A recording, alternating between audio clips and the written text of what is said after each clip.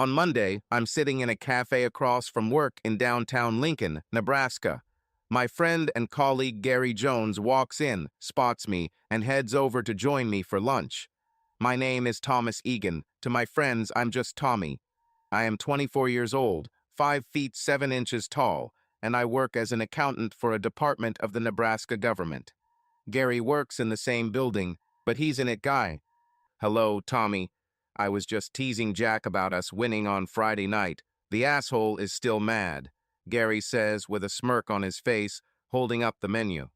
You shouldn't tease him. This is just our first victory in 4 meetings. Besides, he's one of the managers. No need to wake the beast, I answered with a smile, sipping my coffee. I've been bowling with Gary and 2 other colleagues for the past few months. We play every Friday night, competing against other teams made up mostly of government employees like us. This is a good opportunity to spend the evening, have a couple of beers, and have a bite to eat. Most importantly, it gets me out of the apartment I share with my fiancée Melissa and forces me to interact with people, which is something I've never been good at. What did you order? Gary asks me. I haven't ordered it yet. I was waiting for you. I'll have a steak sandwich, I answered. You always take it. I'll have a burger, Gary replies, beckoning the waiter over to order. After we order, Gary starts rubbing his forehead, which always gives away that something is bothering him. What's the matter? I ask. What? Gary answers. Come on, you're the worst poker player. Every time you rub your forehead, you are always worried about something. What is it this time? I ask again. Well, I don't know if it's worth talking about this. It's probably not good. Come on, Gary, talk already. Okay, on Friday after bowling, I went to a club not far from here with my friend Scott to have a drink and chat with the girls.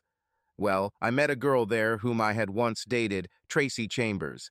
Doesn't she work with your fiancé? Gary asks. Yes, they work together at a small marketing firm a few blocks from here. I didn't know you were dating Tracy, I replied. Yes, twice. The first time was a few months at the end of high school, and then 6 months during my 3rd year of college, Gary replies. Gary and I went to different schools, but the same college. Gary is a year older than me, so we didn't know each other until we started working together. Well, 3rd time lucky. What are you getting at with all this? I ask, not understanding why this bothers him. No, it's over. Some women you don't want to have a serious relationship with, but that's the case with Tracy. But for one-time sex, definitely. She just loves sex, Gary replies. Why wouldn't you want to have a relationship with her again? What happened? Did she break your heart or something? I ask. We were never serious, but let's just say she always kept her options open. What? Did she cheat on you? It's complicated. She made it clear in college that she didn't want to be tied down, that we both needed to be open to having fun with other people. We had what you might call an open relationship, Gary shares. It sounds like every young guy's dream, have sex with your girlfriend and whoever else you want. What was the problem? I answer. She had a lot more sex than me. And judging by the way she looked on Friday night, not much has changed, Gary replies. So, that's the whole problem. Do you still love her or what? I continue to ask. No, not for a relationship. Like I said, I ended up with her in college. Then what's bothering you? You look like you have something on your mind, I ask again. Well, does Tracy go clubbing with your girlfriend on Fridays? I've never met your girlfriend, but her name is Melissa, right? Yes, this is Melissa. She goes out with her colleagues on Fridays, so I joined your bowling team. I didn't want to stay home alone, I answered. You know, Tracy is one of the people Melissa goes out with, Gary asks. Yes, Tracy is now her best friend since they started working together a year ago. So I'm a little surprised that you dated Tracy. It's a small world, I answer. Yes, Lincoln is not that big. But she was never my crush or anything. She dated a bunch of guys in college. I was just one of them. Okay, is that all? I ask Gary. No, there is something else. I saw 2 other girls with Tracy on Friday night. They were all popular with the men, danced with them, and became quite intimate with the guys, if you know where I'm going with this. Gary speaks, and we are interrupted as our lunch is being served. As the waiter leaves, I start to get annoyed that Gary might be hinting at my fiancé. You don't even know Melissa, and you're going to tell me what? What do you think? Is she cheating on me? I say, my irritation is clearly visible. Tommy, you're right. I don't know if I'm talking about your fiancé. I just know there were two girls there with Tracy, a tall brunette named Jess and a petite slender blonde named Melissa. But all three danced with the guys, kissed them, and left with the guys at the same time. I don't know if they went to another club or something else. Hell, I don't even know if this is the same Melissa as yours. Gary answers a little defensively. I'm sitting here not knowing how to take this. Melissa is a petite, slender blonde, and her friends are Tracy and Jessica, as Gary described. I take my phone, open the gallery, and show him a photo of my bride. Is this the Melissa you saw at the club? I ask, showing him the phone. Yes, that's her. Sorry, Tommy, I thought you needed to know, Gary replies. What exactly did you see? What did she do? Not Tracy or Jess. What was Melissa doing while you were there? I ask more insistently. To be honest, I didn't pay much attention to her. She was with a guy. I thought that they were a couple, that he was her boyfriend. Jess and Tracy were dancing with a few guys, and my friend Scott was interested in Jess. He talked and danced with her for a bit, but she started flirting with another guy, and we moved on. Gary answers. What did you see Melissa do? Why did you think this guy was her boyfriend? I ask again. She danced only with him. I saw them hugging at the table. I also remember them kissing. Sorry, Tommy. I've been wondering if I should tell you, but if it were me, I'd want to know. Gary replies, shaking his head. I put my head in my hands. I can't believe this is happening again. Seriously, what the hell? Listen, Tommy.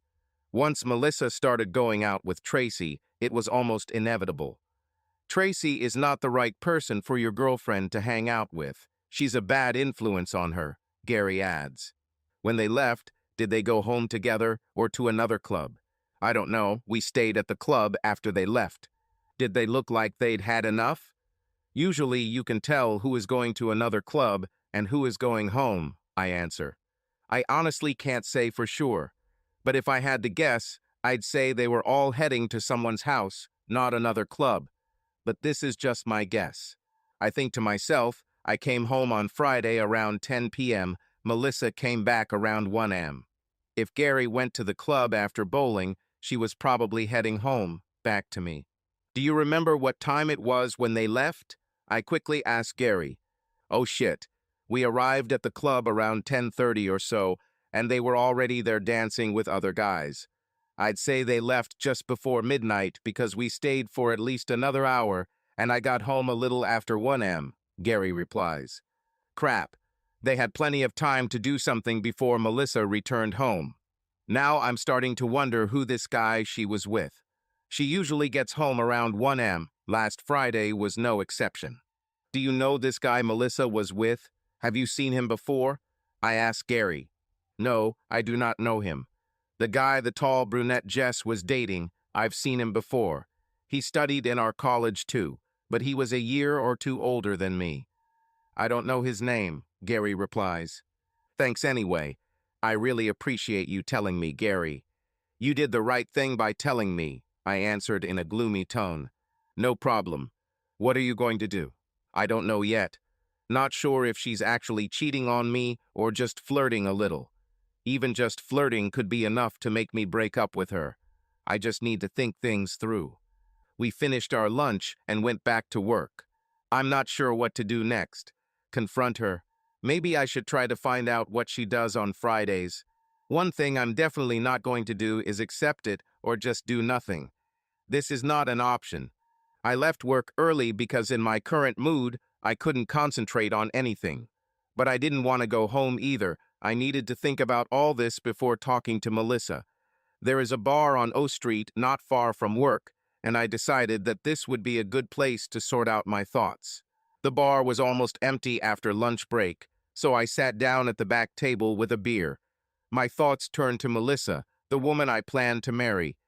We met in our last year of college. Melissa was a year younger than me, and we studied different subjects. But from the moment we met, I knew that she was the one for me. Melissa is a little more outgoing than me. I've often been called a nerd, but that's not entirely true. I'm just a little introverted. It's not that I'm shy, it's just that I need time to get used to people. Melissa made it easy for me, and she never had any problems communicating. She is also more impulsive than me. My reserve means I'm more likely to think before I act. Pretty much the same as what I do now. But our differences in personality are the reason we get along so well. Together, we complement each other. We moved in together when she was finishing her last year of college, and I was already working as an accountant. 6 months ago, after she started working as a marketing assistant, I proposed to her in a small restaurant in the city center. Before I met Melissa, I had only been in 2 serious relationships. The first were in my senior year of high school with a girl named Josie McIntosh. We lost our virginities the week of prom. Yes, cliché, I know. But during the summer break before college, I found out that she was cheating on me. It was especially painful because she was going to college in another state after the holidays and promised that we would have the whole summer to be together, only to find out that she's been spending more time with another guy she just met. I quickly left Josie and focused on getting ready for college, where I met my second girlfriend named Marion Roberts. We took a few classes together, so I got to know her during our first year of college. We started dating only at the beginning of our second year. We were together for more than 2 years, and I was sure that Marion was the one with whom I wanted to spend my whole life.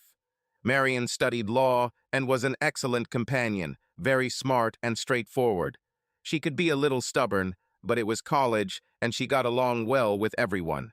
She had the same sense of humor as me, on the dark side. After Josie, I thought I had found my jackpot with Marion. We planned to go on a big trip to Greece after graduation, before getting jobs and moving in together. It all fell apart at the beginning of our senior year. I skipped a couple of classes to visit her at the house she shared with 2 other girls, hoping to spend time together while we had the whole place to ourselves. It turned out that Marion had the same idea, but not with me. It was much more painful than with Josie. This relationship seemed real to me, which made Marion's betrayal even more painful. I spent the rest of the year focusing on school, trying to forget her. It was only after the worst Christmas of my life that I returned to campus and met Melissa for the first time. Everything had seemed endlessly gray up to this point after spending the Christmas holidays attending my father's funeral.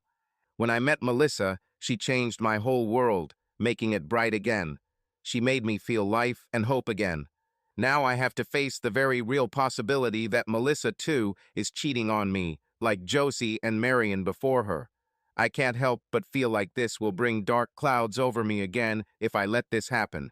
To think, over the last few months I've been dropping hints that maybe we should have a baby right after we get married, an idea that now seems absurd. I went to the bar to order another beer and my phone showed that it was already 4 o'clock in the afternoon.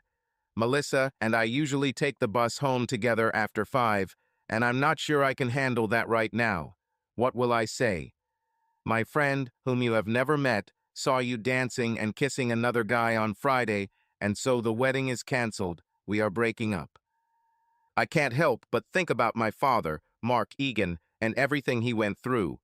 I spent my teenage and adult years deciding that I would never follow in his footsteps, that I would never be like him. I loved my father. We had a special bond that only fathers and sons have. It didn't mean that I didn't love my mother or that she didn't love me. It was just different. I was my father's son. And this is what bothers me, that my life is following in his footsteps, although I am determined not to let this happen. My father was an accountant all his life until he died at 44, during my senior year of college. And now, like him, I work as an accountant. But it's not the similarities between us that bother me. This is the type of marriage he has been with my mother, Jennifer Egan, and I am determined not to follow that path. From the outside, it looked like they had a strong, loving marriage, both professionals with a loving child, a beautiful home in the suburbs of Middle America, and Lincoln, Nebraska certainly is. Even from the inside, their marriage seemed blissful and happy. We went on fun vacations together from time to time, and I never really wanted anything growing up. Mom and Dad always got along very well and were affectionate to each other. They loved to talk to each other and almost never quarreled. On the rare occasions they did, it was quickly forgotten. They kissed, hugged, and moved on with their lives. Yes, my childhood seemed as good as anyone I knew. I had a best friend, Raymond, who has been with me since my earliest memories, and he remains my best friend to this day. The story of his father, Charlie, whom I raised as Uncle Charlie, is different from the stories of most other children's parents when I was growing up. You see, Uncle Charlie and my father have been best friends since we were kids, just like me and Raymond, I think. Uncle Charlie runs a small electrical appliance business where his son Raymond now works as a mechanic. But for as long as I can remember, I also knew that Uncle Charlie had a special relationship with my mother, a relationship that can hardly be called normal. My earliest memory of their special relationship was being woken up late at night when it was time for me to sleep. I heard my mom screaming and cursing, but somehow I knew she wasn't hurt. I was confused when I opened my bedroom door. My room was next to my parents' bedroom, and I noticed that the TV was on in the living room. Walking down the hallway, I found my father watching a show. When he saw me, I remember that he looked kind of sad. I didn't realize it at the time, but I'm sure most dads wouldn't be proud of his wife and best friend waking up his little son during noisy sex. He convinced me to sit down with him and watch TV, and I even remember him turning up the volume a little to drown out the noise coming from my parents' bedroom. My mom and Uncle Charlie always got together on Saturday nights, not every once in a while, but every Saturday night, for as long as I could remember until I left home to stay on a college campus. In fact, I'm sure they're still in touch even after my father's death. It was for this reason that after my father's funeral, I didn't say a word to my mother, not a single one. And my father didn't die from cancer or an accident. No, he committed suicide just days before Christmas, almost 2 years ago. I remember when I was little, I always looked forward to weekdays after school when I could spend time with Raymond, whether it was playing with trucks in the sandbox, learning to ride a bike, or playing basketball in the driveway. Ray always spent weekends at his mom's house. His dad, Charlie, and his mom were married for a short time, but have since divorced. Ray's mom gave Charlie custody of Ray when she met her current husband when Ray was just a few years old. I don't think Ray's new stepfather wanted someone else's child around all the time. I also remember being several years older than my first memory of Uncle Charlie and my mom spending Saturday nights together, my parents chatting and drinking with Uncle Charlie in the dining room while I watched a movie on TV. My bedtime curfew was a little later, so I had to stay up late enough that often my mom and Uncle Charlie would quietly head to the bedroom together, and my dad would join me to watch the end of the movie together. One of these nights I continued to look at my father. He seemed somewhat resigned to what was happening in their bedroom, but I still thought he was a little saddened that it was happening.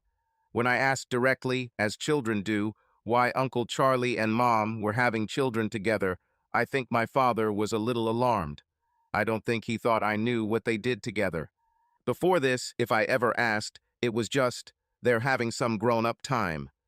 But now he knew that I understood what was going on, and he seemed a little upset about it, because even his own son was now pointing it out.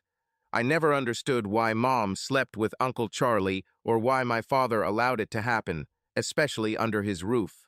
And throughout all this time, he always remained Uncle Charlie's best friend, and there's something else that's hard for me to understand. When I was finishing elementary school, the neighborhood kids played soccer with me, Ray, and two other kids in one of our backyards. Two brothers, Rick and Jeremy, lived in the house behind ours, and that day we were playing in their backyard when I got into a fight with the older one, Rick. We just beat them, but Rick has always been an underdog. However, on this day he crossed the line. When he complained, as always, I called him names and told him to take it like a man. Well, he replied that everyone knows how my mother perceives this, that she likes to have sex with a big black guy every weekend, and that at least his dad wasn't a weak cuckold bitch like my dad. This was the first time I heard that word, cuckold. I had no idea what that meant, but I knew exactly what he said. He was humiliating my father with insults. I ran up and hit him in the face as hard as I could. I wasn't a big kid at all, maybe a little below average in height and size like other kids my age, but the anger I felt in that moment was enough to send Rick to the ground with a bloody nose. He was lucky because if I hadn't hit him, Ray would have. Ray, like his father Charlie, is tall and has a strong, athletic build. Ray has also always been good at sports, his favorites being football and basketball. Although we're the same age, Ray looks a year or two older and a good 8 inches taller. At school, the bullies soon learned to leave me alone because otherwise they would have to deal with Ray. And Ray could fight too. I saw him beat the hell out of one bully who was picking on me and one of our friends at school. He barely even broke a sweat doing it. But later that day, after a fight at my neighbor's house, Rick's parents were furious and demanded an apology. I was angry because I wanted to say what Rick said, that I had the right to hit him. But I didn't want to tell my father what everyone in our neighborhood was talking about him. I was too embarrassed. So I apologized, but then I started getting angry at my mom because, in my opinion, she was the one who caused all of this in the first place. Mom could tell there was something wrong with me and later cornered me to tell her what really happened, which I did, every damn word. My mom didn't seem to handle it very well. She went into the bedroom and cried. I didn't understand why they insulted Dad, and as far as I could tell, it was her fault. A week later, when I returned home from school one afternoon, I saw a large "for sale" sign in the yard of our house. We were moving. Luckily, it was just on the other side of town and not somewhere else in Nebraska. After we moved in, it was my mom who went to visit Uncle Charlie at his house every Saturday night. After that, he rarely came to our house on those Saturday nights. Looking back now that I'm older, it's clear that my parents cared about how they were perceived in society and that my father couldn't stand being ridiculed by all of our neighbors just because my mom wanted to have Uncle Charlie's bed. To this day, I have never asked her why. Why would she do this to a man who loves her? The man she said she loved too. Why would she slowly destroy him by sleeping with his best friend every weekend? I could see the look in my father's eyes when he was with me as a child, pretending not to listen while my mother had fun right in the hallway. I never understood it. I just knew that it made him seem depressed, that it was slowly killing him inside and ultimately leading to him committing suicide. That's why I decided to never be like him, that I would never accept it the way he did. I look at my phone again. It's almost 5 p.m. I can't handle Melissa and what she may have done right now. Her actions brought to the forefront everything I tried to hide about my parents. I need to talk to Raymond. I need to get my head in order. I texted Melissa that I was going to Ray's and would be home later. I texted Ray to see if he would be home after work. He told me he would be. Hey, Tommy, I'm a little surprised to see you on a weeknight. Something happened? Raymond asks as he lets me through the front door. Yes, you can say so. There's just something going on with me and Melissa, but I was hoping to talk to you about something else, about our parents. I answer as we both sit down in his living room. Ray just raises his eyebrows. Ray and I have avoided talking about our parents and their special relationship our entire lives to this day. Wait, do you want a beer first? I have a few in the refrigerator. That would be good. I might need it. Ray returns with 2 beers, and we sit down again. I don't know where to start. This afternoon, I was thinking about my dad and everything that happened with my mom and your dad. None of this makes any sense to me. Before, it was just something we never talked about, not with you. Not with Mom, not with Dad, not with anyone. I tried to understand why they did this, how they could do this to him. I probably don't have the answers, Tommy. I mean, I didn't know anything was going on between my dad and Aunt Jen until I was probably a lot older than you. That's when your mom started coming to visit us. On the Saturday nights after you moved in, I was at my mom's most of the time, but sometimes my mom was too busy and I would stay home and my dad would encourage me to play video games or watch a movie in the living room. room while he was talking to Aunt Jen in his room so I wouldn't interrupt them. So he never said anything about it? Did you ever ask him why my mom was visiting without my dad? Oh, I knew why she came. I could hear them. I wasn't stupid. I knew exactly what they were doing. My father never seemed to want to talk about it, so I didn't ask. Has he ever talked about my father? I mean, when Mom didn't come, just day by day. He talked to your father almost every day. As far as I could tell, they were still best friends right up until your father died. Ray answers. None of this makes any sense. I say, shrugging my shoulders. Come on, Tommy. It might not have made any sense when we were younger, but you certainly understand what they were doing now. It's damn obvious. Ray replies, shaking his head. Yes, my mother cuckolded my father with your father. But why? This is what I don't understand. Why does some guy let his wife or girlfriend have another guy? Hell, I've been offered someone's girlfriend several times. People are more twisted than you think, Tommy. Why did they ask you? I'm asking if maybe I'm a little naive or something. Because for some couples, it's their business. For a guy to watch some fit black dude sleep with their wife. I also thought about accepting the offer several times, but I always think about your parents and what happened to your father. I'd rather not be part of something like that. Are you saying that my parents wanted this? I mean, my father probably wanted this too.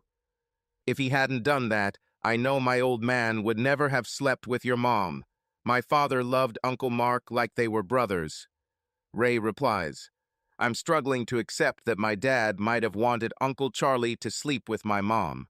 If it upset him, why did he need it? He seemed sad and a little depressed to me every time my mom and your dad went into the bedroom. How could he want this? I asked, not expecting Ray to answer. I don't know, Tommy. Maybe your mom wanted to do it. Maybe your dad had no choice but to agree or lose her. Who knows? Still doesn't explain why, though. You said some couples like it, but it's been going on since we were kids. I bet my mom still sees your dad even now that my dad is no longer around. If this is so, this was their trick, their perversion, then why are they still doing this? I ask Ray, still a little confused. You don't want me to answer that question, do you, Tommy? Ray asks, raising his eyebrows. Yes, I know. Okay, are you sure?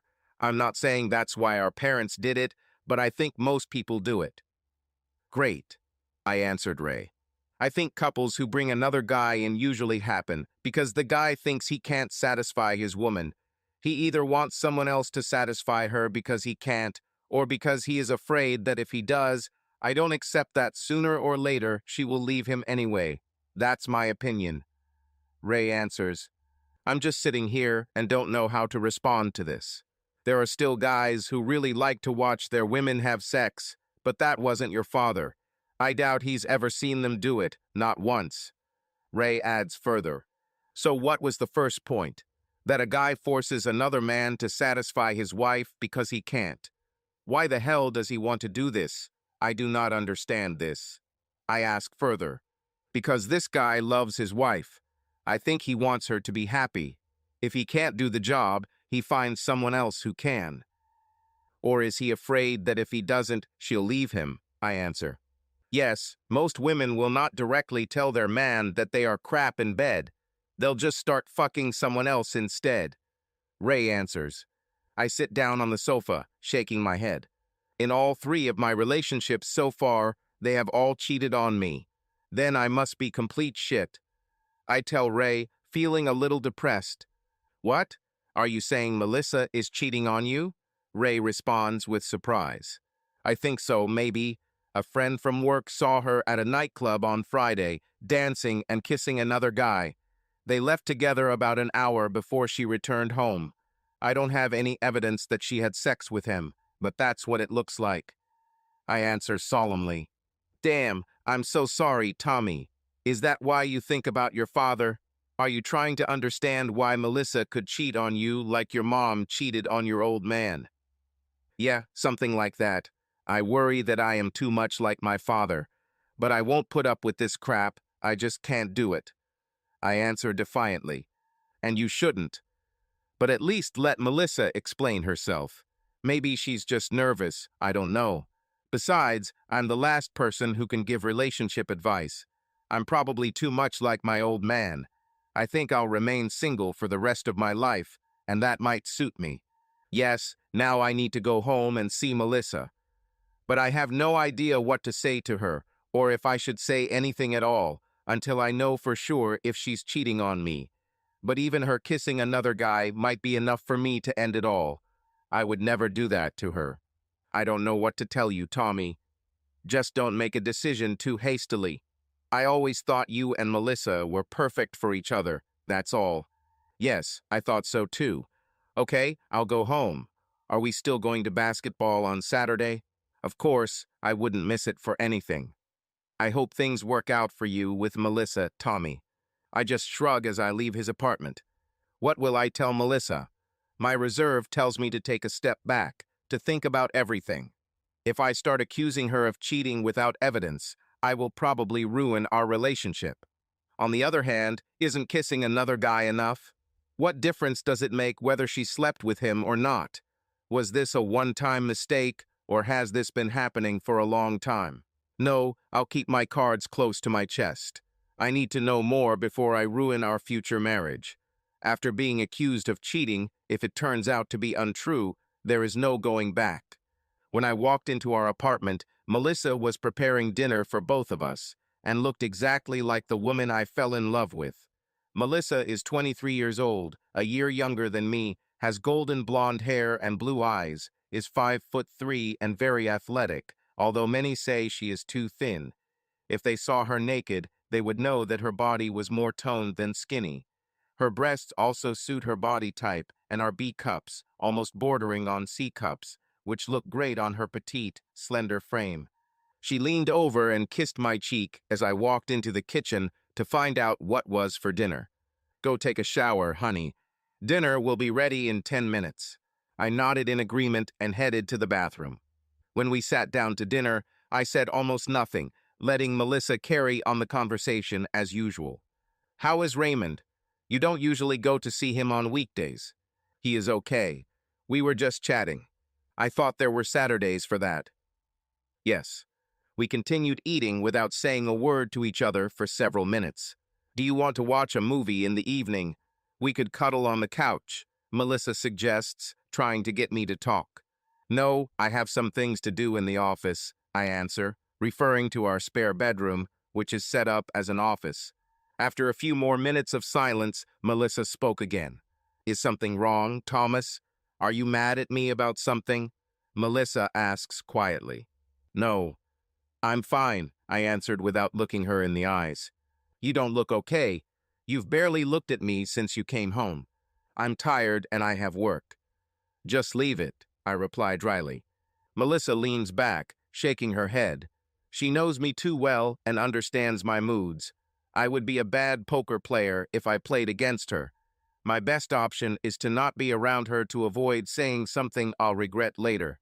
Later that night, when we went to bed, Melissa tried to initiate sex, but I turned her down, saying I was too tired and had work on my mind. I think this is the first time I've turned down sex with her.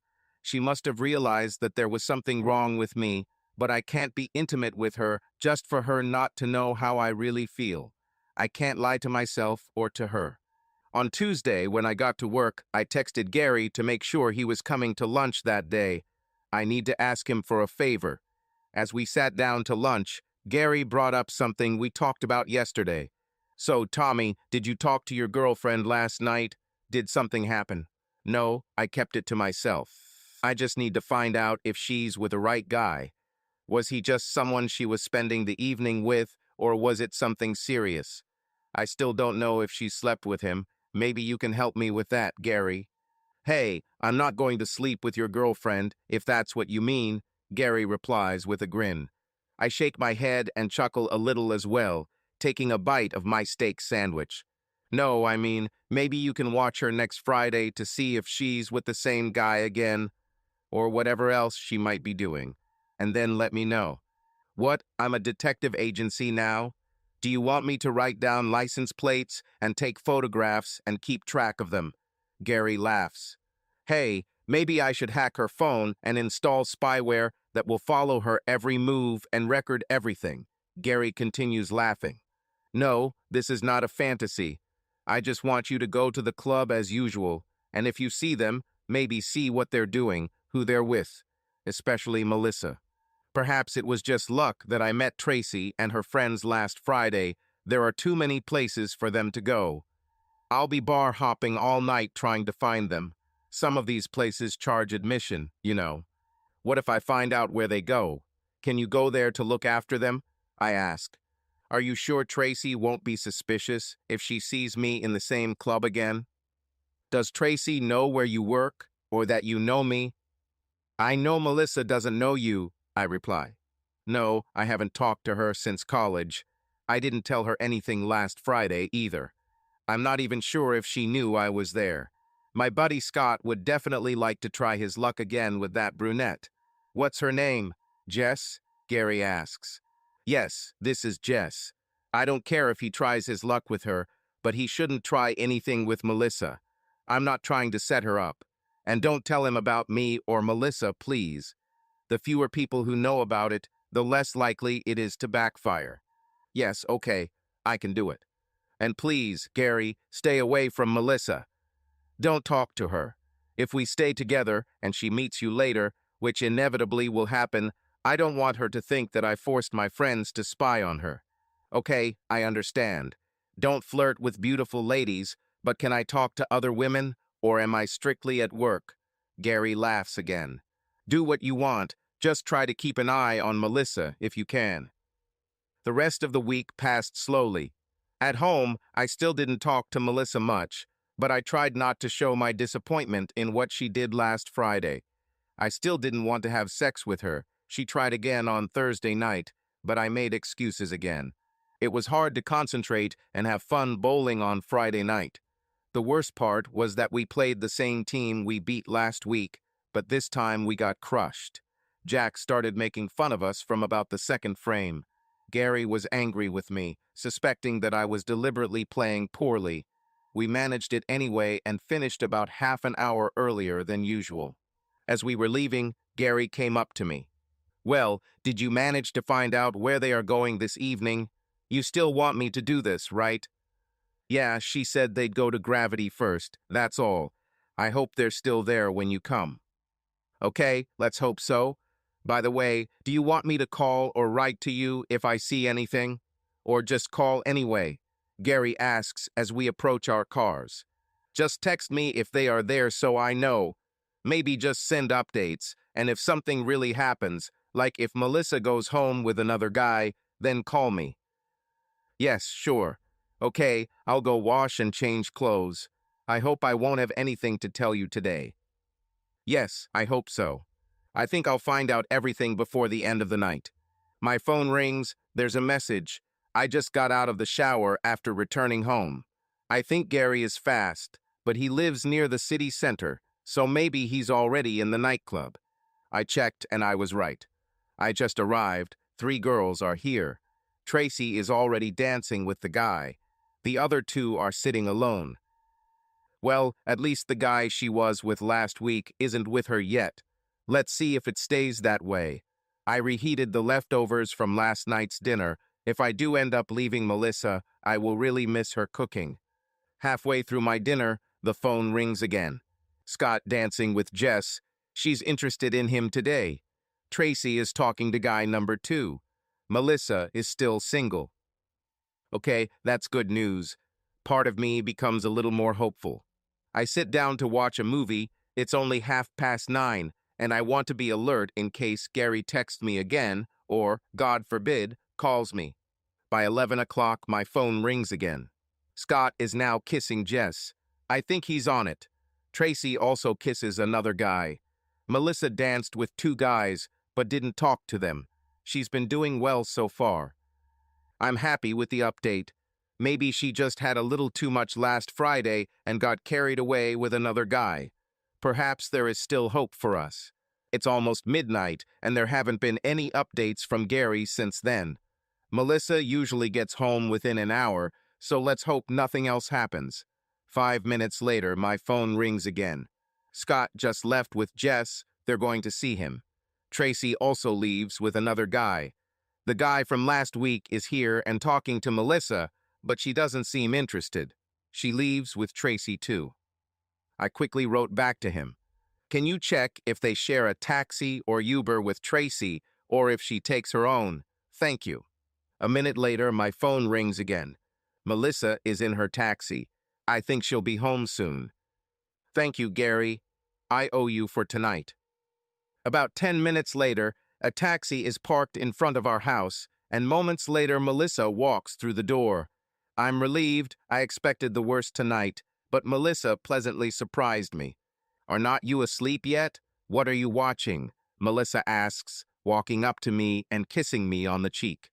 Oh, nothing. I was about to go to bed myself.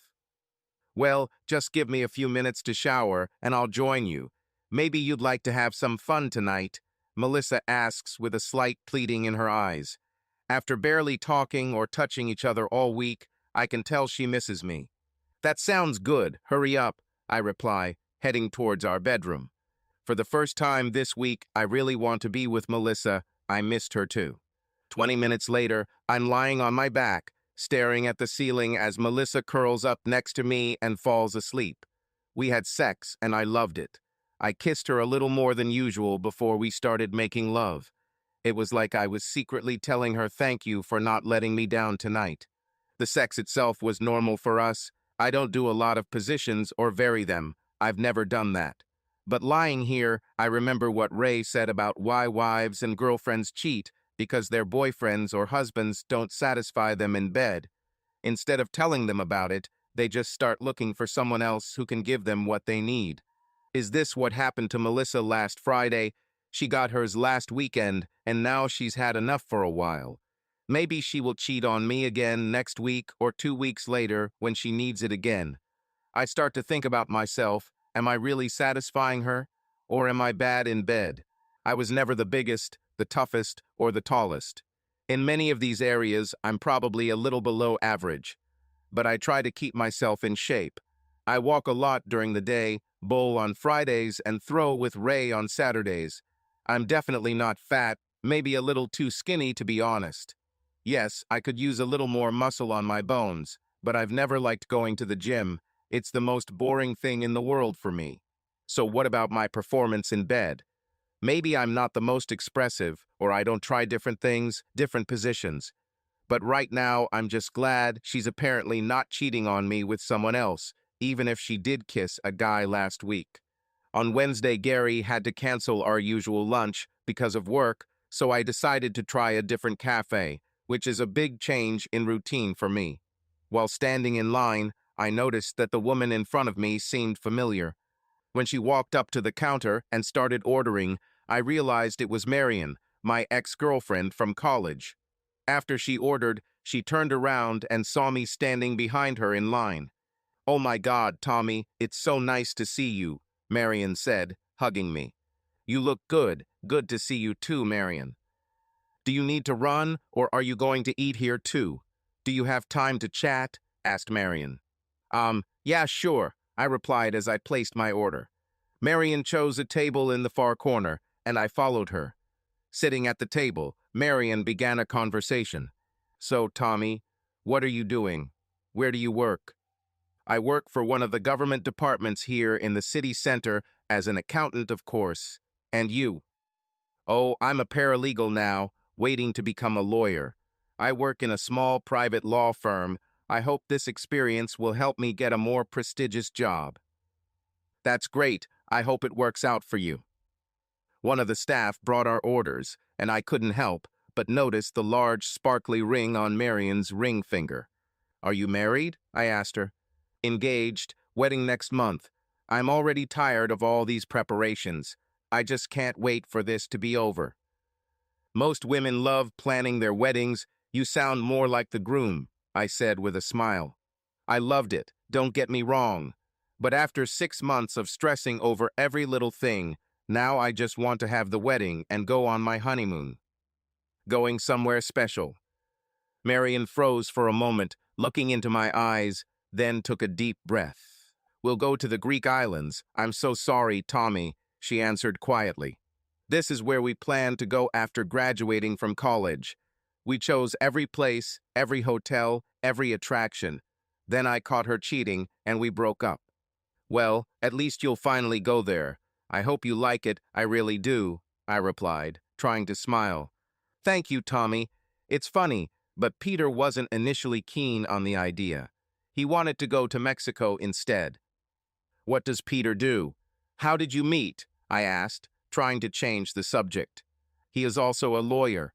We met in one of my classes in college. He was giving us law students advice on finding a job after graduation. Thomas, Peter is the guy you found me with. I never got the chance to apologize to you. I'm really sorry. You are a good person. I am sure you will make someone very happy, Marian answered directly, as always. Well, at least you're marrying that guy. There's probably a silver lining in that. I'm also engaged, and we're planning to get married in 6 months, although we haven't decided on a date or location yet. This is great news. I'm so happy for you. We ate our lunch in silence for a while. There was something I wanted to ask her, something I always wanted to ask. I don't want to make you feel uncomfortable, Marian, but there is something I've always wanted to know. Why did I do this? I think that's the question, right? Answered Marian, always so insightful and straightforward. Well, yes. At that time, I thought we were doing well. I planned to marry you, spend my whole life with you. I didn't know you were unhappy. It took me completely by surprise when I saw you two together that day. Marian took my hand for a moment. I'm so sorry, Thomas. You deserved better than what I did to you. Much better. I thought about it a lot later, trying to understand why I did it. I was happy with you, very happy. When we were planning a trip to the Greek islands, I even secretly hoped that you would propose to me there. So why then? If you were happy, why did you do this to us? I asked her quietly. Oh God, I rehearsed 100 times what to say to you so that you would feel better and not think that I was such a bitch that I was. But I think you deserve the truth, and the truth is that I wasn't happy, not the way I wanted to be, and I acted selfishly. Marian, you just said that you were happy with me a minute ago, that you wanted to marry me. I don't understand. I felt very good with you, being in a relationship with you. When I say I was unhappy, that doesn't apply to that. Oh God, I'm sorry, Tommy, but I wasn't happy with us in bed. I looked away for a moment, shaking my head.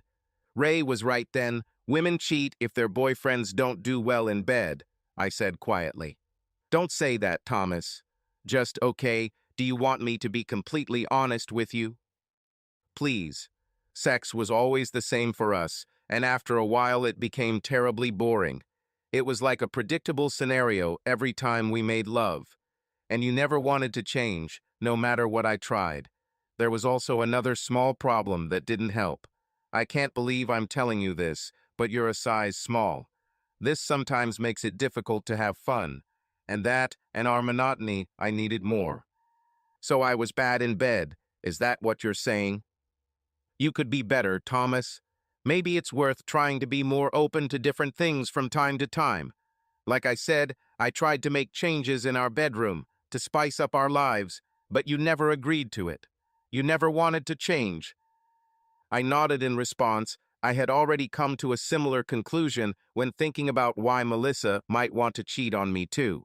And she's right about my desire for routine, and that includes our sex life. I think being on the autism spectrum plays a big role in this, as did my father. Sorry, Thomas, I shouldn't have said anything. Being honest doesn't always do any good. No, everything is okay.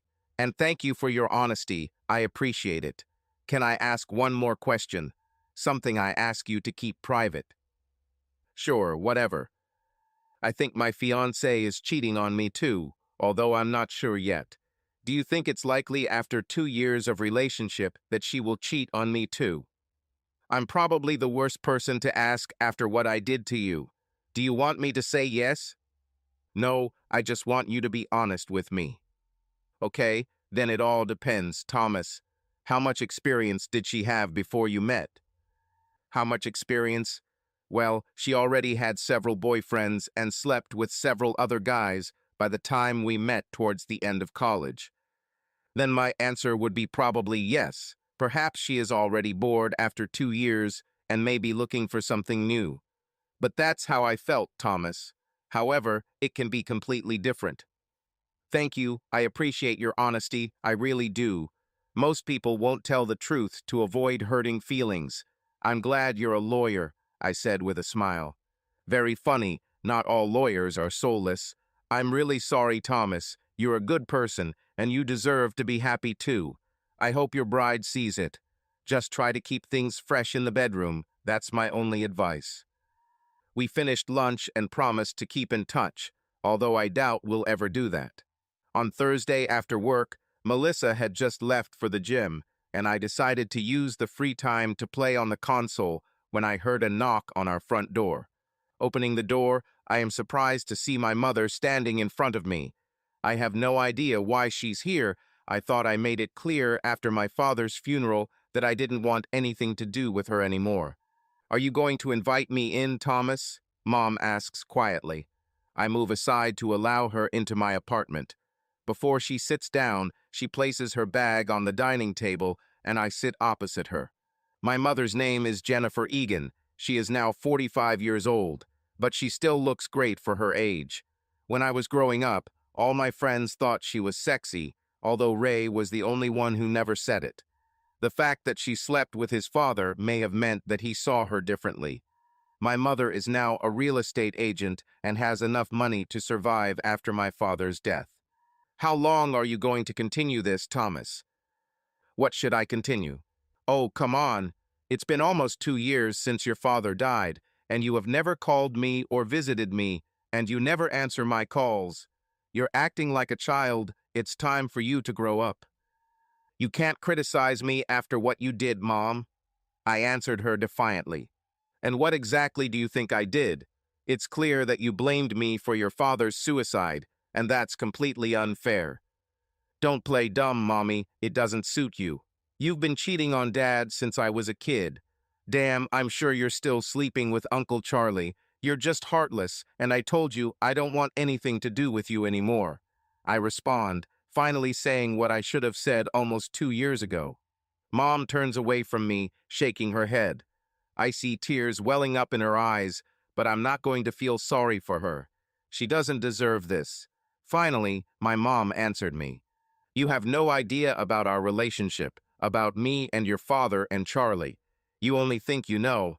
I understand it from a child's point of view. How can you think the way you think? But you are an adult now. You will get married soon. Has it ever occurred to you to talk to me, to ask about us? No, instead I need to hear from Charlie that you're asking Ray about me and your father.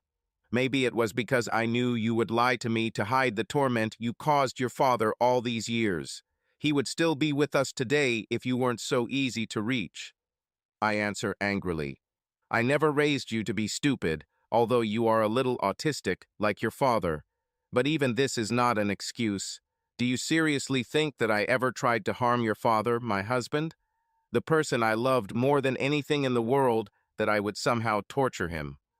I know you did. I saw the look on his face every time you were busy having sex with Uncle Charlie. He looked depressed, like he was a beaten man. Thomas, his disappointment was that he was worried about how you would take what was happening. He was such a proud man, and he loved how you looked up to him. He was afraid that you wouldn't respect him because you were too young to understand what was going on, and then his pride wouldn't let him explain it to you when you got older. Well, he wouldn't feel this way if you didn't have someone else on your side, Mom.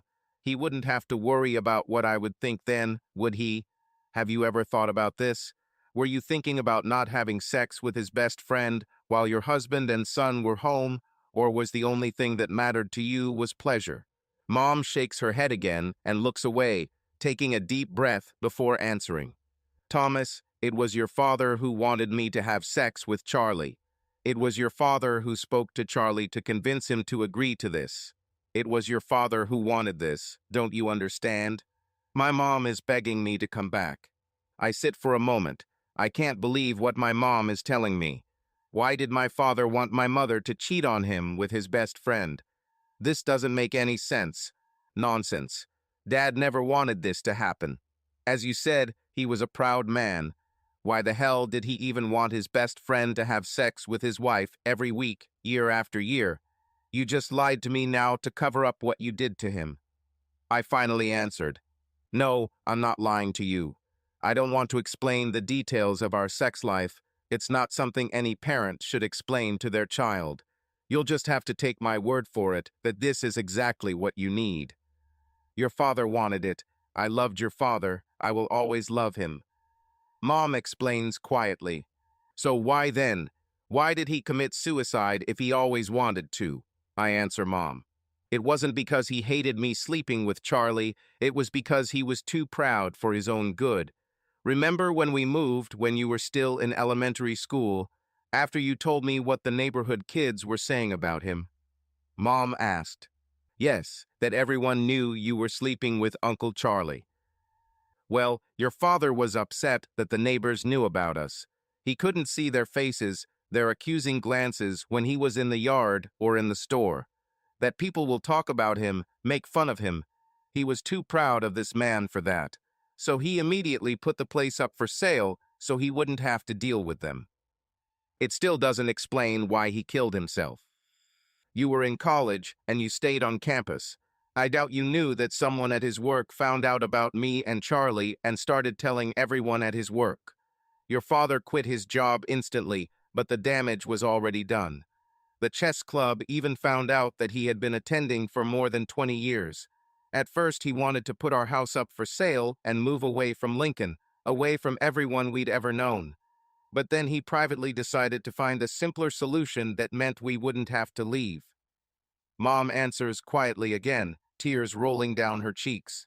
But if you hadn't slept with Uncle Charlie, none of this would have happened. You're right, none of this would have happened. I'll have to live with this for the rest of my life. To know that what I did contributed to the loss of the only man I ever loved. So why? Why do this? Why does he need this for you? I still don't understand. Mom sighs before taking a deep breath and closing her eyes for a moment before looking back at me. Okay, I'm talking to you now as a grown man, as a man who is about to get married and hopefully start his own family soon. Not like my son, okay? Mom asks me, and I nod in response. I first met your father at the beginning of my 3rd year of college. He was in his senior year. From the moment I met him, I knew he was the one for me. Before I met him, I had several boyfriends, but I didn't feel anything for them like I did for your father. Well, 6 months later, I got pregnant. Your father just graduated and got a job, so we got married and I dropped out of college to have you. Mom states, wiping tears from her face. I'm not one of your other guys. Of course you are. You really think so badly of me, don't you? I'd say it's deserved. Do you want me to keep going or not? Yes, continue. Where was I? Yes, I just gave birth to you and everything seemed fine. It's hard for me to tell you this, and I need you to be an adult about it. But your father was always worried that he couldn't please me in the bedroom. He always asked me if I had more fun with guys I'd dated before. I met him, I lied and told him no, that your father was great in bed, even though he saw right through me. He knew I was lying and would have said it. Mom declares. At the time, I couldn't understand why it bothered him, why he was so concerned about how much I liked or didn't like sex with him, and whether I was having more fun with it with guys I knew before him. Love with your father, we just got married and I just gave birth to you, and yet he was still more worried about how much I enjoyed sex than anything else. Mom continues. He kept bringing it up again and again. He was even more adamant that after giving birth, I would no longer be happy with him because of his size. I told him repeatedly that I was happy, that I enjoyed being with him, and he just wasn't sure about his size. But he argued that I should not stay with him if he could not satisfy me. I kept saying that I should find someone else who could give me more pleasure. Mom adds before taking a deep breath. I see that it is difficult for her to tell me about this. It was not long after that he first talked to me about sleeping with Charlie. He knew I liked Charlie. He was your father's best friend, his groom at our wedding. We also knew that Charlie had quite a reputation among the ladies, that women would only seek him out to have sex with him. Your father already talked to Charlie before he talked to me about it. Honestly, I was upset when I found out that he asked Charlie to have sex with me. I thought your father wanted to leave me, that he doesn't love me anymore. I stood up and poured us both a glass of water, handing it to her before sitting back down. He swore to me that he didn't want to leave me and that he loved me more than anything in the world. But he was adamant that if our marriage was to succeed, then I would need to be able to enjoy sex just as much. Did you know this?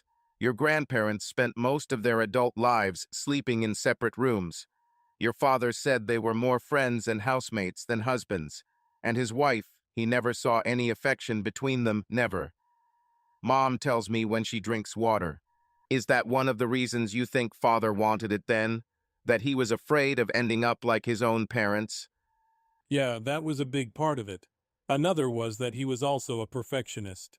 Everything had to be right, nothing could be left undone, or anything he felt wasn't good enough. To him, our sex life was so unfinished, and that he was not good enough for me. His solution was for Charlie to finish what he couldn't. Of course, I refused. There was no way I was going to have sex with our best friend just to satisfy your father's insecurities. But it was impossible to dissuade him. He was persistent and eventually convinced me to try being with Charlie at least once to see if I really liked it or not. My father eventually wore me down. Mom answers, "So, I'm guessing you liked it then and agreed to continue dating Uncle Charlie after that." Well, I tried to tell your father that it was okay, that Charlie was no better in bed than he was. But he knew I was lying. He heard us from the living room, and just as much as I did, I don't want to enjoy this, I really couldn't help it. All the women went after Charlie for a reason. Yeah, I remember hearing you two doing it when I was a kid.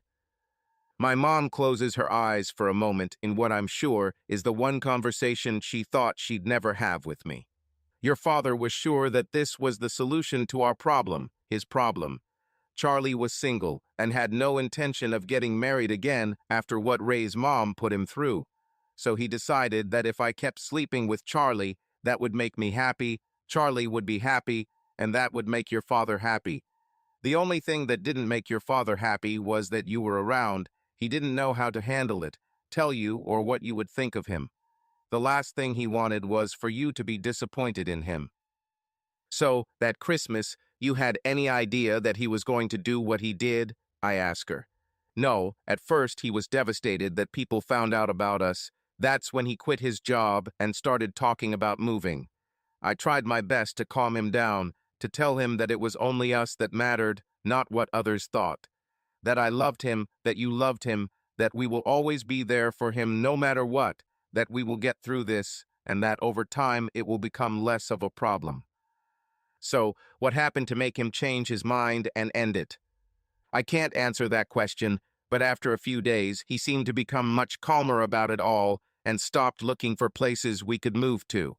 He stopped talking about it to me. I just thought he had come to terms with I should have known better. Looking back now, I'm sure he had already decided to kill himself, so he was a lot calmer. He was just busy getting things straightened out. Before he did it, everything was perfect. He made sure his will was updated. He updated our bank account and house so everything was in my name only. Same with car registration and other things. Until the very end, he was more worried about looking for me than looking for himself. I will never forgive him for that. Mom states that she begins to cry quietly again. I go up to my mother and hug her to comfort her. I wish I could have talked about this almost 2 years ago, but I never gave her the chance. Even though I now have a much better understanding of my parents' relationship with Uncle Charlie and how I blamed her and Uncle Charlie for my father's death, I still never want to end up in the same place as my father. I will still never get over Melissa's betrayal the way Marion and Josie did before her. I spent the next hour with my mom, reminiscing about everything that had happened over the past 2 years until Melissa came home. Melissa was delighted that I, too, had made peace with my mother, that now she can help her plan our wedding. Later that evening, when I went to bed, I finally felt better about my life for the first time in 2 years. Even being with Melissa and then proposing to her, there was always something missing. I missed my parents, although I will never be able to get my father back. At least now I have my mother back in my life. On Friday, I sat down to lunch with Gary at our usual table. "Hey, do you want me to come see you again tonight after bowling? Let you know what's going on," Gary asks me. I think so. First, I need to find out where they plan to go. Don't worry, I already know. Scott had Jess the lucky guy all week. We already have plans to meet her friends tonight. Okay, this will be easier. Although, if you're with Scott and Jess, doesn't that mean you'll also be sitting with Tracy and Melissa? Yeah, I guess, but I'll try to get lucky with Tracy, just for the good old days. She's always been great in bed, that's for sure. It's a shame she likes to share a bed with everyone. Gary replies with a slight laugh. But you'll take one for the team, is that what I hear? I answer, chuckling. I'm a team player, Tommy, you know that. Besides, if you want me to find out how Melissa really feels, this might be your best chance. Yes, but how do I introduce you to Melissa later? She might suspect that I'm keeping an eye on her. No, I'm Tracy's ex and Scott's buddy. Even if we meet again later, everything will be fine. It won't even occur to her that I was looking after her all the time for you. And I'll try to get back into Tracy's pants anyway, so everything will be okay. Yes, you are right. If you talk to her, just don't get personal by asking questions. If they're talking about the guys she's dating, then everything is fine. I'd rather you not bring anything up about me and her unless you have to, okay? Got it, boss. Do you want me to do the same thing as last time? You know, text updates? Yes, everything is fine. But call me if she does anything bad with another guy. Certainly. Driving home from bowling, I ask myself why I didn't bother to ask Melissa to stop spending Friday nights with friends. I mean, I'd give up bowling if she asked me to. But there is a difference. I do business with the people I work with, and there is little chance that I will be lucky with a girl. On Friday nights, she goes to nightclubs with two single women whose every intention is to get lucky with random guys. This is the main reason why people go to these clubs to find someone to have sex with. Isn't she tempting fate by doing this every Friday? Or maybe that's why she's here, because she wants to be lucky like Tracy and Jess. Well, if Melissa is cheating on me, it doesn't matter, because that's where we'll be done. However, if I find out that her kiss with this guy was just a one-off mistake, then I'll ask her not to go to clubs with Tracy and Jess anymore. That I don't like the idea of guys harassing her all night. But first, I need to find out the truth, not what Melissa wants me to hear, but the real truth. I had just taken dinner out of the microwave when my phone rang for the first time this evening. We're all here, having a drink together. Tracy seems happy to see me, so she's crossing her fingers. Melissa is special. We'll keep you posted. Everything is fine, I think to myself as I start eating dinner. I hope tonight goes as smoothly as last week for Melissa. As I wash my plate after eating, my phone rings again. The guy from last week is here again. He sits with us next to Melissa. They seem friendly. Damn, I was hoping this wouldn't happen. Well, I guess that's as good a way to find out as any. I turn on the TV, but it's hard for me to concentrate on the show. Part of me wants to get dressed, go to their club, and ask Melissa what the hell she's doing sitting around talking to this guy. But that won't stop her from doing it in the future, will it? No, I need to know so she doesn't think I'll find out. This is the only way to truly know whether she will cheat on me or not. My phone is ringing again. Just got back from dancing, I couldn't be sure, but I thought I saw them kissing, or at least talking very close to each other. It's hard to say where we were from. We'll keep you posted. While last week's posts were better than I expected, this week's posts are worse. I need to start thinking about what I would do if she cheated on me today. What if she later leaves with this guy? Can I really just sit here and pretend everything is fine, waiting for her to come home after sleeping with someone else? Soon after, my phone rang again with a new message. Melissa dances with him, but not too close. Tracy said Melissa needs to be fucked real good. Sorry, Tommy. I'll ask Tracy for more information. I just rubbed my face with my hands after reading this text. Melissa must have told her friends that she was sexually frustrated with me and that I was bad in bed. Thank you, Melissa. I didn't have to wait long for Gary to send me another message. I asked Tracy and Jess if Melissa is married to the guy she's with now. She's wearing a wedding ring. They said no, but her fiancé doesn't mind her coming here to meet guys.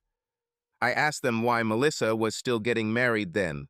They said she loves you. She just needs something more. That you can't give it to her. Sorry. Fuck you, Melissa, and you want something more with someone else. I won't be made a fool anymore. So what am I going to do? Should I leave? Damn it, why should I leave? She's the one lying. She can pack her damn bags and leave as soon as she gets home. I'm sitting on the couch, angry at what Melissa is doing at this very moment. About 15 long minutes pass before Gary texts me again. I think I'll be lucky with Tracy today. Scott and Jess just went home and fucked. Melissa is still here with her boyfriend, but I definitely haven't seen her kiss him yet. For now, we're just talking and dancing. It still sounds like it's just a matter of time, so I make myself a bourbon to try and calm down a little. Right now, I feel so damn helpless, unable to stop the train wreck that is coming. Another 30 minutes passed, and it was almost midnight when Gary sent me another message. I'm leaving with Tracy and going back to her house. Melissa is still here, talking to the other guy. His name is Martin. I don't know if anything will happen between them, but I think not. I replied, "Thank you, Gary."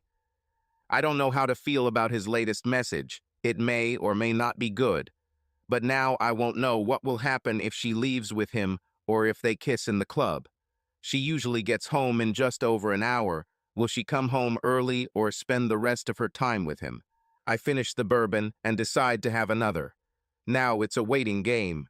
But what will I say when she gets home? What do I know that she spent the night talking and dancing with a guy named Martin? What does it prove?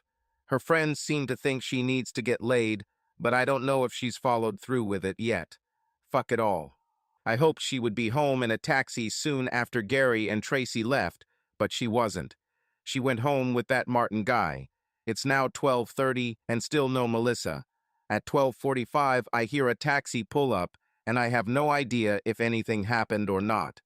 I retreat to our bedroom before Melissa walks through the front door. While she showers, I try my best to fall asleep, hoping to put this off until I'm less angry. On Saturday morning, I go to Ray's to play basketball on the court in front of his house. I still haven't talked to Melissa about what did or didn't happen last night.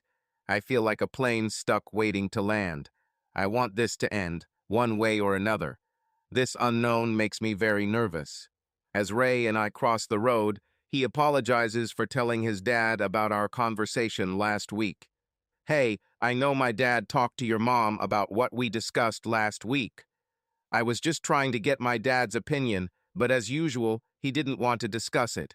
He said that this is a conversation you need to have with your mom, and that he will make sure Aunt Jenny comes and talks to you. Sorry, Tommy, I didn't mean to get you in trouble." "It's okay, Ray, and your father was right. Mom came and we talked. She explained everything. I should have discussed this with her a long time ago, but I'm glad I did." "So, are you in contact with your mother again?" "Yes, and that's great. Is it true? And what did she say? Was I right about why they brought my father in?" "Yes, you were right." "And for what reason exactly?" "I bet it's because your father loved her and wanted her to be happy." "Yes, I don't think he ever thought she would leave him. He just wanted her to be happy. Your father makes my mother very happy, as it turns out." Ray nods, passing me the basketball. "Okay, but if you think that means I'm going to play soft with you, then you're wrong," Ray states with a smile, and we begin the game. An hour later, we sit down to rest. My body aches. "Tommy, what's going on between you and Melissa? Has anything changed since last week, or are you okay?" I really don't know how to answer this question. I don't know for sure if she's cheating on me, although her friends think she will, I answered Ray. What? Are you talking to her friends now? No, one of my friends is dating one of Melissa's friends. He's been keeping an eye on them for the last few weeks and telling me what's going on. Nothing serious yet. But her friends say she needs to sleep with someone, and she spent 2 of those Fridays with the same guy. Perhaps she went home with him once or twice, or perhaps she never left at all. I just do not know. Damn, sorry, Tommy. You need to deal with this, or it will drive you crazy. One way or another, you need to find out what she thinks. Can't you just talk to her? And to say that, "Hi, honey, do you cheat on me when you go out with your friends?" Maybe you can ask her not to go to clubs anymore. I understand that girls like to dance, but her going out with friends is just an invitation to do so. Why don't you go with her, or you both find another place to go together? She loves to dance and knows that if I start walking with her, it will only be because I don't trust her. Besides, she needs to spend time with her friends. I have my bowling and basketball nights with you. I would be better off if random guys didn't try to hit on her. I will ask her to stop if I know that she is not going to cheat on me. So what now? Are you just going to keep getting information from your friend until she does something wrong? How long will it take? Your relationship will probably end sooner if you can't trust her anymore and are paranoid every time she goes out. You need to deal with this soon, Tommy. Yes, it is necessary. It's hard for me to even look her in the eyes now. I left this morning without talking to her, trying my best not to say anything to her, afraid that I would start screaming. I can't go on like this. Ray nods in agreement. I have one idea, but you're unlikely to like it, I say. What does this have to do with me? Ray answers. I know you like Melissa, and I saw her glance at you repeatedly. If she ever lusted after someone, it was you. Wait, it's not my fault. I can't help that I'm so handsome, Ray replies with a smile. Yes, but maybe you can find out if Melissa really wants to cheat on me or not. What? Are you serious? Do you want me to hit on your girlfriend to see if she'll sleep with me? You are crazy, Ray answers in bewilderment. No, maybe, but this is one way to know for sure, and I can trust you to tell me what happened or didn't happen. No, you're crazy. I like Melissa too, not because I want to sleep with her, but as your girlfriend. I was shocked when you told me you thought she was cheating on you. I didn't think she was capable of it. Besides, I'm your best friend and a good friend to her. Melissa wouldn't be stupid enough to agree to sleep with me. She should know what I'm going to tell you. I thought you always boasted that you could persuade any woman to have sex. Or were they just words? I'm sure you can tell Melissa that this will stay between you two. Think of something about how long you've wanted her, that you want to try her at least once before she marries me. Yes, I could, but I'm not sure she would believe me. What if she says no and then tells you that I tried to seduce her? How will I be your best man after this? I'll take care of that. If she stays true to me, I'll be happy to work something out. If not, it doesn't matter, there won't be a wedding. Damn it, Tommy. I can't believe you want to put me in this position. You know that no matter what happens, we're all going to feel like crap after this, right? No one will come out of this with their head held high. I understand, but I need to know, I answer. And what if she agrees? Should I come up with some weak excuse after trying so hard to persuade her? She will definitely understand that you sent me. No, if she agrees and you want, then you can go all the way. Then everything will be over between me and Melissa. Ray looks away, shaking his head as he bats the ball at his feet. Do you understand that you are actually testing her, trapping her with this? Ray answers, yes, I understand. But I wouldn't have to do this if she hadn't given me reason to suspect her of cheating. The guy she was with at the club is unlikely to tell me whether he slept with her or not, and she is probably smart enough not to make her infidelity public. I don't know what else to do. At least that's what I'll be sure of. Damn, guy. I can't believe I'm even thinking about doing this for you. I really like Melissa too, and this is such a low thing to do. Let me think about this for a moment. Talk to me this week, and I'll give you the answer, okay? Ray answers, okay, thanks, Ray. I know I'm asking a lot. We returned to Ray's apartment and I headed home. Part of me doesn't believe I'm asking Ray to do this, but I just don't know what else to do to resolve this issue without dragging it out. I was having lunch with Gary on Monday when he told me more about Melissa and her boyfriend Martin. When we finished partying on Friday night, I asked Tracy about Melissa and if she thought Melissa and Martin might have an affair, Gary said. And what did she answer? She's sure they can, but Melissa is being inaccessible. What does it mean he behaves inaccessibly? Well, a few weeks ago, they all went back to Tracy and Jess's house. I didn't know they were living together. I guess it was the first night I saw them, when they all left the club together with 3 guys. Tracy said she and Jess were in their rooms with their boyfriends, leaving Martin and Melissa alone in the living room. Tracy thought at the time that they might have hooked up, but Melissa later said they only flirted a little and nothing more, Gary replied. Damn, so she's dancing, talking and kissing with that Martin guy, and now you're telling me they were also flirting at Tracy's house. Damn it, I replied irritably. Tracy also said that Melissa had only met him a few times before that night, just dancing and talking to him at the club. She said Melissa was mad at herself for going too far that Friday night when they kissed, and that she should never have done that or gone home with her. But Tracy thinks Melissa is lying, that she wants to sleep with him but feels guilty for cheating on you. Tracy also said that every woman needs good sex from time to time, and that Melissa complained that she didn't get it at home. Sorry, Tommy, these are not my words, of course, Gary said, slightly apologizing at the end.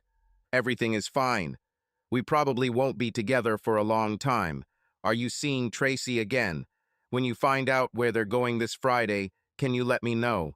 And also if, in her opinion, Martin will be there. Are you planning to do something stupid, Tommy? If you are going to come and fight Martin, I must warn you that he is much bigger than you. I don't think things will go the way you want, Gary replied, looking worried. No, I'm not going to come. But can you let me know? I asked again. Certainly can. Tracy already wants to meet again. Now she remembers that I'm the best. She doesn't want others, Gary answered with a smile. Yes, I'm sure that's what it's all about, I answered, chuckling. I tried not to be a complete jerk to Melissa over the next few days, trying to be as polite as possible. I could tell she knew I was unhappy about something, but this time she didn't push me, giving me space, which I was grateful for. On Wednesday, Gary told me about Tracy and her friends' plans for Friday night. According to Tracy, Melissa doesn't want to see Martin this time because she thinks he's seriously courting her for a relationship, so they didn't tell him where they were going on Friday night. After lunch, I called Ray to see if he had made his decision. He accepted and agreed to help me, although very reluctantly. I told him where the girls were going on Friday night, so he could be there too to talk to Melissa and find out what she wanted. Ray was insistent that if he felt from Melissa that she was not interested in him, he would not persuade her further. I agreed it would be too out of character for Ray Melissa to know. On Thursday night, Melissa tried to initiate sex again, and I turned her down again, which had become routine. We'd only had sex a few times since Gary first told me about Melissa's late-night escapades about a month ago. It had been several times since that Friday when she had behaved herself. But we haven't kissed or had sex at all this week. I just can't after finding out about her flirting with Martin. Maybe this should be enough for me to break up with her and not go through Ray's persuasion, but I need to know for sure. On Friday night, as we were leaving the bowling alley, Gary asked if I wanted him to send me updates again that night as usual, and I said yes. I know Ray will be there. Maybe Gary can unknowingly give me updates on his progress. I never told Gary about Ray. He'll just think it's someone new talking to Melissa. After I got home and showered, I was eating dinner when Gary sent me the first message of the evening. I just came with Scott. The girls are already here. Melissa is talking to a new guy at another table. I haven't seen him before. It must be Ray. Maybe I'll finally find out for sure soon. Now I just have to wait and see what happens. About 30 minutes later, my phone beeped again. Melissa is still talking to the new guy. They also danced, but now they are back at their table. She is not sitting with us today. Yes, Ray probably wouldn't want to hit on Melissa in front of 4 other people. How would Melissa introduce him? As your future husband's best friend? It would be weird if they started kissing. Ray also said that he would call me when he understood what Melissa wanted that night. I guess he hasn't found out if she's interested yet. Maybe he hasn't made his move yet, who knows? As I settled down with my bourbon to watch a show on TV, my phone beeped again. Melissa kissed the new guy. I think it will be that night. Sorry, Tommy. Is there something you want me to tell her before this happens? Crap. I quickly texted Gary before he got involved. Let me know if they leave, but don't interfere. Let her do what she wants to do. Damn, Melissa. It only took Ray an hour, and you're already kissing him. I sit there shaking my head, slowly realizing that my engagement, my wedding, my relationship with Melissa is now all but over. 10 minutes later, Gary texted again. They dance slowly, their hands everywhere, and kiss again. Are you sure you want this to continue? If I don't do anything, your wedding is canceled. Are you sure, Tommy? I answered quickly. I'm sure. Let me know when they leave. Thank you, Gary. Well, at least I already know that Ray was able to get Melissa interested in cheating on me. The only question now is how far is she willing to go? I hope Ray calls soon. I need to know what's going on between them. For the next 20 minutes, I heard nothing. No texts, no calls, and I was going crazy with uncertainty and anticipation. Will my fiancé sleep with my best friend? Is Melissa really ready to do this to me? Finally, my phone beeped again. Melissa's new boyfriend just left their table. She tells Tracy and Jess that she is leaving with him. Sorry, Tommy. Thank you, Gary. That's all I needed to know. We'll talk at work, I answered him. As soon as I hit send on my message, my phone rang, and it was Ray. Hi, Raymond, I replied. Hello, Tommy. Well, you were right. Melissa really wants to cheat on you, at least with me. Yes, I know. The guy sitting with Melissa's friend Tracy is my friend from work that I told you about, but they don't know it. He is the one who updates me on what Melissa is doing. Oh, so that's why he looked at me like that all evening. He's worried about you. Does he know that I'm your best friend? No, I thought it was best to let it all play out. So what happened? Well, I don't have much time. I have to pretend to go to the toilet before I leave. But yes, Melissa agreed to go home with me that night.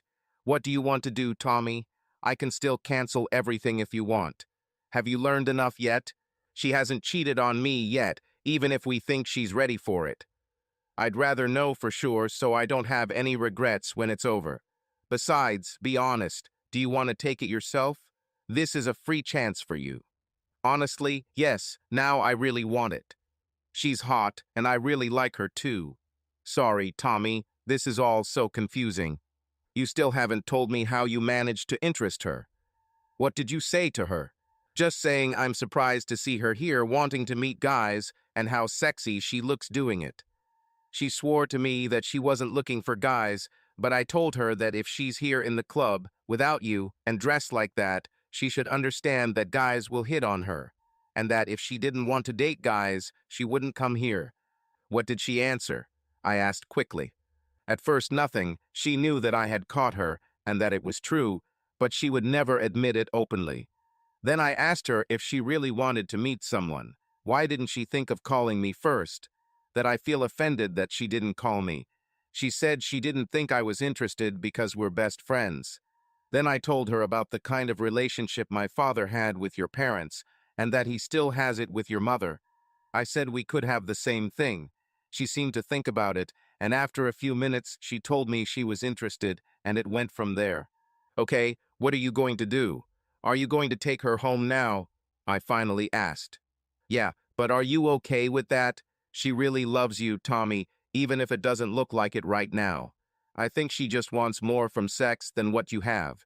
That doesn't make her a bad person, Tommy. This does not mean that you cannot find some solution, like our parents. Once I take her home and sleep with her, it can't be undone. Are you sure this is what you want? Ray asks again. I'm sure. Go and have fun. Just text me when you're done, I replied. Fine. I'm sorry it turned out this way. I hope you won't hate me for this later. No, I will not. You're doing me a favor, remember? Now go, she will think that you left her if you stay longer, I replied, and we ended the conversation. I sat back in my chair, putting my hands on my face and rubbing my eyes. I still can't believe she's actually doing this. I also can't believe that I helped orchestrate this with Ray to make this happen. But if it weren't tonight with Ray, it would be another night with Martin or someone else. At least now I know, and when Raymond texts me later that it's done, it will officially be over between me and Melissa. There will be no turning back. I don't want to sit here and drink alone and wallow in my misery, so I decided to go to bed, taking my phone with me. In the morning, I will know for sure and can start planning my life without her. I hear the phone ringing in my hand. I fell asleep holding it. Sleepily, I open my eyes and see that it's almost 1 in the morning and I have 2 messages, one from Melissa and one from Ray. Melissa's message came first a few minutes ago, so I opened it. Hey Thomas, had a few drinks at Tracy's. I'll stay here overnight and see you in the morning. I hope you're not angry. Love you. What? She's going to stay all night at Ray's. I think I know what the message from Ray will say, so I open it. Done. She also wants to stay the night. You do not mind? I answer Raymond. Yes, whatever happens between you two is now up to you. She's not my girlfriend anymore. Fine. Sorry, Tommy. See you in the morning for basketball. Yes, as always, I answered my best friend. I tried to go back to sleep, but it's hard knowing that the last few years with Melissa have just faded away. As I lie in bed, staring at the ceiling, I can't help but think about my parents and their relationship with Ray's father, Charlie. Knowing that it was their relationship that helped convince Melissa to cheat on me with Ray, it's just another way this whole thing was so damn messed up. From conversations with my ex-girlfriend Marion, I know that she was unhappy with our sex life, and this eventually led to her cheating on me. My first girlfriend Josie did the same thing, and now it's probably the same reason Melissa did the same thing. Will I ever find a girl who will be satisfied only with me, or, as Marion said, do I need to improve my skills? Do I need to be better, try different things, or risk it happening again and again? What if Melissa really loves me? What if her need for sexual gratification doesn't mean she loves me any less, like my mother loved my father? What if I do the unthinkable? What if Melissa and I could have the same relationship with Ray that my parents had with Uncle Charlie? No, I fought so hard not to follow in my father's footsteps, to not become like him. It doesn't matter if Melissa loves me or if letting her sleep with Ray will allow us to stay together, be happy. I cannot do it. I refuse this. I finally fell asleep for a few restless hours, waking up at 5 a.m. I got dressed and headed to Ray's house much earlier than usual for our basketball game. When I arrived about 5:30, all its lights were extinguished. I have a spare key, so I quietly opened the front door and sat down on Ray's couch. The sun had almost begun to rise, casting a faint light in the apartment. Sitting in silence, I hear sounds coming from Ray's bedroom, a mixture of bed creaks and female moans. Are they having sex right now? I wonder how many times Melissa has let Ray fuck her since they got here. Does she really think she can take a shower and wash off everything she's done in the last few hours so she can come back to me like nothing happened, to continue our relationship even though she had just spent the night having sex with my best friend? I hear screams, loud moans, and a lot of "take me" and "oh God" from Ray's bedroom. Again, I remember my childhood, waking up to the same sounds coming from my parents' bedroom, where my mother and Uncle Charlie were having sex, while my father sat quietly in the living room, as I do now. The irony is not lost on me. But unlike my father, I don't accept my fate. I don't agree with this. Soon after, Ray's bedroom becomes silent again. Looks like they're finally over, just like my relationship with Melissa ended. Everything is over. The bedroom door opens and Melissa comes out, naked and sweaty, heading to the bathroom. She flinches when she realizes I'm sitting in front of her on the couch. Her hands instinctively rise to her face, and she sighs loudly in shock. No doubt she sees the mixture of anger and disappointment written on my face as I look into her eyes and shake my head. She quickly runs into the bathroom and tears begin to stream down her face.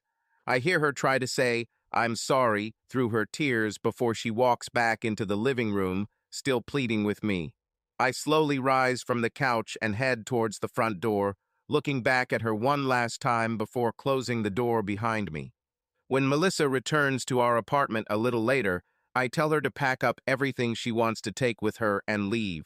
She desperately tries to talk to me several times, trying to somehow explain her actions, saying that she doesn't want to leave and that she still loves me, but I don't want to hear it. I leave the apartment when her parents arrive to help her move her things back home, heading to a nearby park to wait until she leaves. After Melissa texts me that she's going to see her parents, I return home. The place now seems empty. Although she took very little with her, except her things, it no longer feels like home, more like a shell of what our relationship was. Later in the day, Ray comes by to check on me. No doubt he feels guilty about last night, even though I asked him to do it, but I'm sure we'll get over it with time. "How are you holding up, Tommy?" Ray asks as we sit down on the couch. "Tired, sad, angry. I've been through so many emotions since yesterday that I'm just tired of it." "Did you talk to Melissa when she came back, or avoided her completely?" "We talked. Well, she begged me. I tried to avoid her after that, even going to the park when her parents came. I didn't want to be here and hear that I should try to make things right, that she still loved me and we could get through this. I didn't want to hear any of it." I look at Ray, shaking my head slightly. "So what, Ray? Are you here to tell me that I need to make things right with Melissa?" "No. Knowing you, it won't change anything," Ray replies, and we are silent for several minutes. I talked to my father at lunch and explained what happened. "Sorry, Tommy, but I needed to talk to him about this. I feel like shit for doing this, like it's my fault. I wanted to know how he dealt with it." "How was he able to remain friends with your father all this time?" Ray says, and I can see that he's still uncomfortable from last night. "It's not your fault, okay? I asked you to do this. It's okay, Ray. Honestly." Ray nods silently in response. "And what did your father say?" "Well, I'm not sure you want to hear this. His opinion on this is a little different from yours and mine. Don't tell me he thinks I should stay with Melissa and that the three of us should have the same relationship that our parents had with him. No, not at all. He's worried about you, Tommy. He worries that you might end up alone, unable to find anyone to love, and angry at the world. He said his biggest regret was not finding someone to love after my mom did that to him. That while he loved being with your mom, he should never have gotten used to being alone. That also worries him about me," Ray replies. "And what is the alternative for me? Staying with a woman I can't satisfy while she sleeps with other guys? No thanks. I'd rather risk being alone. My father said that your parents loved each other to the very end, but they could have divorced when you were still a child, or both would have been unhappy if he had not agreed to join them. He always regretted that he didn't find someone with whom he could have the same loving relationship that they had," Ray replies, shrugging as I look at him. "Hey, those are my dad's words," he adds. "And look where it got my father. He was so ashamed of what they did to save the marriage that he ended it when other people found out about them. I always promised myself that I wouldn't follow in his footsteps, and I won't. Not now, not ever. Yes, that's about what I told my old one. That's why he's worried. He said you are too much like your father, you are too proud, that you will be left alone because of this. Maybe, maybe not. Right now, being single seems like the best option," I reply. Ray nods back at me, and we sit in silence again for a while. "Are you going to see Melissa again?" I ask, breaking the silence. "I don't know, it's unlikely. After she saw you in the living room, I could barely get her to say a coherent sentence. She did not stop crying and scolding herself. The last thing on her mind was seeing me again. But what will happen in a week or two if she calls you?" I continue. "I really like Melissa, probably more than I should. But I'm afraid I'll feel even worse than I do now if I see her again. Besides, how will this work with me still being your best friend? Should we spend time together if I'm with Melissa? No, damn it. So I highly doubt I'll want to see her again, Ray replies. I nod at Ray before offering him a beer. I spoke with Gary over lunch on Monday. He found out from Tracy that the guy Melissa left with on Friday night was my best friend, so I explained to him that I asked Ray to see if she would cheat on me. I also asked Gary to keep it to himself. I didn't want Melissa to ever find out that I had set a trap for her, even if we didn't have a chance to get back together. I also didn't want her to think badly of Ray or for it to affect their future. It's been almost 3 months since Melissa slept with Ray, and I haven't spoken to her since she moved out. Ray and Melissa also haven't seen each other since then, and she hasn't called him since that night. It had not yet occurred to me to start thinking about meeting someone new, which is why the news Gary told me over lunch on Monday came as a shock. Hey, Tommy, Scott told me over the weekend that Melissa showed up Friday night with Jess and Tracy for the first time since you broke up, Gary said. What? Weren't you with them too? I asked in response. No. Tracy and I have decided to go our separate ways again. Most likely, she's just tired of you and wants to have someone new in her bed, I answered, laughing. Yeah, that's pretty much it, Gary answered, also chuckling. So what else did Scott say? Wait, I'm not sure I want to know. Well, here's the thing. She was there with that guy, Martin, apparently. Jess told Scott that they were now a couple. Sorry, Tommy. Hey, do me a favor. In the future, don't tell me anything about Melissa. Let her live her life. I don't need to know that. Agreed. About 3 more months passed when I ran into Melissa at the grocery store. The first thing I noticed was the shiny new ring on her ring finger. We exchanged the usual greetings and questions about how things were going. When I looked at her ring, she said she was sorry. She just got engaged to Martin. I told her not to apologize, that I hope she is happy. But hoping for her happiness was an outright lie. I miss her more than I care to admit. The fact that she has already found someone she wants to marry is difficult to accept, but also the fact that she is now engaged to the same guy she dated in clubs when we were still together is a real punch in the gut. She may have slept with Ray, but her engagement to this Martin guy after just 6 months feels like a real betrayal. Did she love me at all? Since seeing Melissa again, I've been trying to go out more to meet someone new, but my heart isn't in it. Everywhere I go in Lincoln reminds me of my time with Melissa. I have to do something to break out of this gloom. So I decided to move to a new place to start over. Was thinking about moving to Omaha to be close enough to see Mom and Ray from time to time. But in the end, I decided what the point was. If you start again, you need to do it right. I started applying for government jobs in Florida and Texas. In my mind, these were the furthest places from Nebraska that I could go without moving to places like Chicago, New York, California, or Seattle. When I got a job with the Florida state government in Tallahassee, I began my move. I'm looking forward to it, meeting new people, a new job, and a new place to live. Maybe I'll find someone special there. I promised my mom and Ray that I would keep in touch through calls and social media, so they wouldn't likely notice that I was gone, and I will return every Christmas. Goodbye, Nebraska, goodbye to my old life, and hello to everything new. Ray's posts. It's been 6 years since Thomas left Nebraska and moved to Florida. Our weekly updates with him and his mom soon became monthly, then only for birthdays and Christmas, and now stopped altogether. It's been almost 3 years since his mom and I spoke to him. He changed his phone number and did not give us a new one, and did not update his social media accounts for these 3 years. I even went to Tallahassee 2 years ago to try to find Thomas, talking to several of his former colleagues there. What I learned was that Thomas seemed happy for a while. He liked his job, he got along with people, and he lived with his new girlfriend named Joanna. However, this did not last long, and according to his colleagues, Thomas broke up with her, and he did not take it well. He then retired from government service and left Tallahassee, and no one there knows where he went or has heard from him since. This was around the same time that Aunt Jenny and I last had contact with him. I don't know where he is now or what he's doing. Aunt Jenny even tried to hire someone to look for him after the police refused because he wasn't considered missing, just estranged, as they called it. But the person she hired found out very little, only that Thomas lived in Georgia for a time after leaving Florida, but nothing else could be found about him. Then came that fateful day when Lincoln police officers showed up at Jennifer Egan's home to deliver some bad news.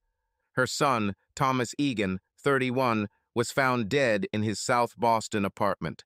They reported that he committed suicide. She has been a broken woman ever since, although my father, Charlie, and I did everything we could to support her. It's hard for me to accept, too, losing Thomas, my best friend, who I grew up with, my brother. But in the end, Thomas became what he feared most. He truly became his father's son. Subscribe to our channel so that your love doesn't cheat on you, and go ahead and listen to the next story, because this story is nothing compared to the next one. If you're under 18, don't even think click to the next one. Click to the next one. Click to the next one. Click to the next one. Click to the next one.